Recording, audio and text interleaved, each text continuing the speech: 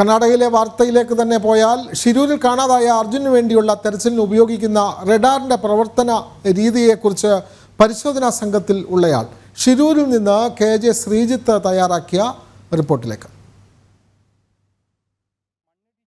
ഉള്ളിലായ ആ ലോറി പരിശോധിക്കാൻ ഇവിടെ എത്തിച്ചിട്ടുള്ള റഡാറാണിത്. ഈ റഡാർ സംവിധാനം ഇവിടെ ഓപ്പറേറ്റ് ചെയ്ത ആദർശ് നമ്മളോടൊപ്പം ചേരുകയാണ്. ഇതിന്റെ പ്രവർത്തനം എങ്ങനെയാണ്?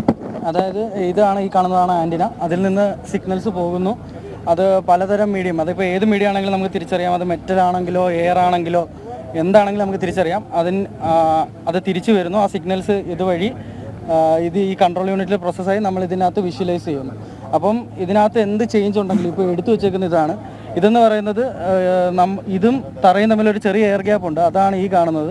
അപ്പോൾ അതേ കണക്ക് എന്തൊരു ഡയലക്ട്രിക് ചേഞ്ച് ഉണ്ടെങ്കിലും മെറ്റലിന് ഡിഫറെൻറ്റ് ഡയലക്ട്രിക് കോൺസ്റ്റൻ്റ് ആണ്, എയറിന് ഡിഫറെൻ്റ് ആണ്, സ്റ്റോണിന് ഡിഫറെൻ്റ് ആണ്, അങ്ങനെ പലതിനും പല ഡിഫറെൻറ്റ് ഡയലക്ട്രിക് കോൺസ്റ്റൻ്റ് ആണ്. അപ്പോൾ എന്തൊരു ഡയലക്ട്രിക് കോൺസ്റ്റൻ്റ് ചേഞ്ച് ഉണ്ടെങ്കിലും നമുക്കത് അറിയാനൊക്കും. അപ്പോൾ നമുക്ക് ഇപ്പോൾ ഏകദേശം നമ്മുടെ വണ്ടിയുടെ നീളവും വീതിയും എല്ലാം നമുക്ക് അറിയാവുന്നത് കൊണ്ട് നമ്മൾ ആ ഡയലക്ട്രിക് കോൺസ്റ്റന്റ് ചേഞ്ച് പല സ്ഥലത്ത് വെച്ച് നോക്കി അത് വണ്ടിയാണെന്ന് കൺഫേം ചെയ്യാനാണ് വന്നത്. പക്ഷേ ഇവിടെ ഇതെന്ന് പറയുന്നത് ഒരു റഫ് സോയിലിൽ മാത്രം പ്രവർത്തിപ്പിക്കാൻ പറ്റുന്ന ഒരു മാത്രമല്ല, റഫ് സോയിലാണ് ഇതിൻ്റെ മാക്സിമം കപ്പാസിറ്റി വരുന്നത്. 4 മീറ്റർ ഡെപ്ത് നമുക്ക് റഫ് സോയിൽ കവർ ചെയ്യാനൊക്കും. പക്ഷേ കണ്ടീഷൻ ഇതിവിടെ വെറ്റ് സോയിൽ ആയതുകൊണ്ട് തന്നെ 2.5 മീറ്റർ ഡെപ്ത് മാത്രമേ നമുക്ക് ഇവിടെ കിട്ടുന്നുള്ളൂ. അപ്പോൾ പറഞ്ഞു വരുന്നത് ഈ റഡാറിന് പോലും ഈ അവസ്ഥയിൽ ഇത്തരം സിഗ്നൽ കണ്ടെത്താൻ ബുദ്ധിമുട്ടാണ്. കാര്യം എന്ന് വെച്ച് കഴിഞ്ഞാൽ ഒരിക്കലും ഒരു പരന്ന സർഫസ് അല്ല ഇത്. പരന്ന സർഫസിൽ സർവേ എടുക്കുന്ന ഒരു ഉപകരണമാണിത്. അപ്പോൾ ഇത് ഒരിക്കലും പരന്ന സർഫസ് അല്ലാത്തതുകൊണ്ട് നമുക്ക് ഒരിക്കലും ഐഡിയൽ കണ്ടീഷൻസ് അല്ലാത്തതുകൊണ്ട് ഇതിന് പല ലിമിറ്റേഷൻസും ഉണ്ട്.